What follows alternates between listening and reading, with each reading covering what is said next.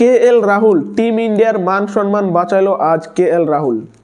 KL Rahul যদি আজ না থাকতো মাঠে তাহলে ইন্ডিয়া হয়তো 250-র গন্ডিও ফেরোতে পারতো না, 284 তো দূরের কথা। আর এটা শুধু একটা সেঞ্চুরি না, এটা হচ্ছে স্টেটমেন্ট। KL রাহুল আবারও বুঝিয়ে দিল যে বর্তমানে নাম্বার 5-এ ইন্ডিয়ার KL রাহুলের থেকে বেটার কেউ নেই।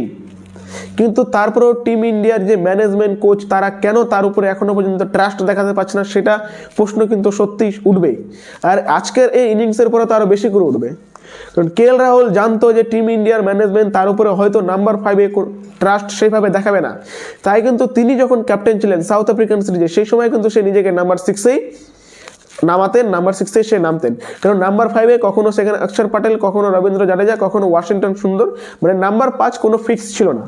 কিন্তু আজ KL রাহুল যেভাবে টিম ইন্ডিয়াকে নাম্বার 5-এ নেমে টিম ইন্ডিয়াকে বাঁচালো, বিরাট কোহলি এবং শ্রেয়স আয়ারের উইকেটটা যাওয়ার পরে যেখানে টিম ইন্ডিয়ার একটা পার্টনারশিপ দরকার ছিল, সেখানে কিন্তু KL রাহুল আজকে দাঁড়িয়েছে এবং শুধুমাত্র একাই দাঁড়িয়েছে।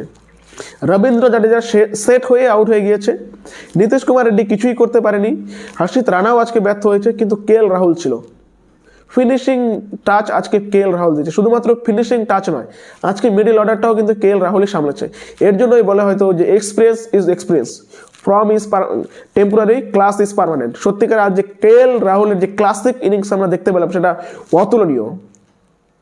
মানে নিউজিল্যান্ডের মতন এই বলারের কাছে আজকে প্রথমে যেভাবে আমাদের উইকেটটা পড়ে গিয়েছিল, বিশেষ করে সেখানে রোহিত শর্মা, শুভমান গিল এবং ব্যাক টু ব্যাক সেখানে উইকেট পড়ে যায় বিরাট কোহলি এবং শ্রেয়স আয়ার, তারপরে কিন্তু একটা চাপের মুখে পড়ে গেছিলাম। তারপরে আমাদের যে অন্য যে ব্যাটসম্যানগুলো রয়েছে, বিশেষ করে রবীন্দ্র জাডেজা, নীতিশ কুমার রেড্ডি, তারা কিছুই করতে পারে না, একমাত্র KL রাহুলের টেকালো।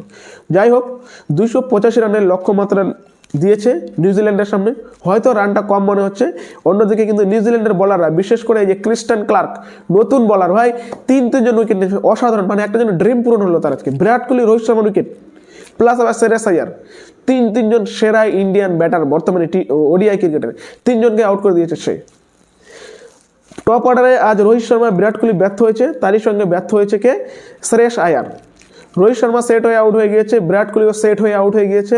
শুভমান গিল একটা 50 করেছে এবং শুভমান গিল আজকে শুরুটা ভালোই করেছিল, দুর্দান্ত করেছিল, একটা ওপেনিং পার্টনারশিপটা বেশ ভালো হয়েছিল এবং সেটা দেখে মনে হচ্ছিল যে আজ ইন্ডিয়া হয়তো 350+ স্কোর আজকে করবে। কিন্তু না, মিডল অর্ডারে হঠাৎ করে ক্রিস্টান ক্লার্কের যে স্পেলটা আসে, সেখানে সে একে একে কিন্তু বিরাট কোহলি এবং শ্রেয়স আয়ারকে আউট করে দেয় এবং এই আউট হওয়ার পরেই ইন্ডিয়া চলে যায় ব্যাকফুটে, এবং ব্যাকফুটে যাওয়ার পর সেখান থেকে টিম ইন্ডিয়াকে KL রাহুল এবং রবীন্দ্র জাডেজা ধরে টুক টুক টুক টুক করে একটা পার্টনারশিপ করে, কিন্তু রবীন্দ্র জাডেজা একটা সফট ডিসমিসাল হয়ে যায় ব্রেসওয়েলের বলে। তারপরে টিম ইন্ডিয়ার আর কোনো ব্যাটসম্যানই দাঁড়াতে পারেনি, একমাত্র KL রাহুল ছাড়া। KL Rahul not out 112 run করেছে, অসাধারণ ইনিংস খেলেছে এবং অনবদ্য ইনিংস খেলেছে।